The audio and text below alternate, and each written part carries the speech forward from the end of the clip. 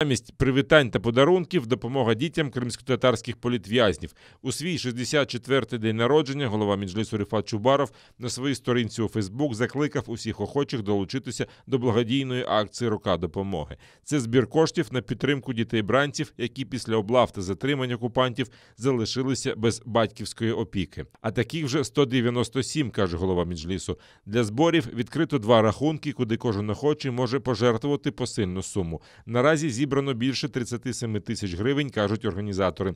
Всі, хто долучився до акції, голова Меджлісу попросив ставити плюс під постом. Каже, нині 8-й день народження, який не вдасться відсвяткувати в колі близьких у рідному Криму. В'їзд на батьківщину Рифату Чубарову заборонили у 2014 році окупанти в особі тодішньої окупаційної прокурорки Криму Наталії Поклонської.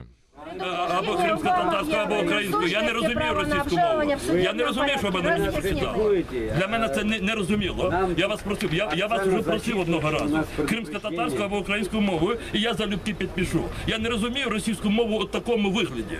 Згодом окупанти заборонили діяльність Меджлісу кримськотатарського народу, назвавши представницький орган корінного народу екстремістським. Самого ж Рифата Чубарова окупаційний Верховний суд Криму заочно засудив до 6 років колонії суворого режиму та штрафу у 200 тисяч рублів. Окупанти звинуватили його в нібито організації масових заворушень. Йдеться про мітинг 26 лютого 2014 року під стінами кримського парламенту. Тоді тисячі кримських татар та українців вийшли, аби довести – Крим – це Україна. Ми говоримо всім, хто у нас буде бачити путі, що Крим победив!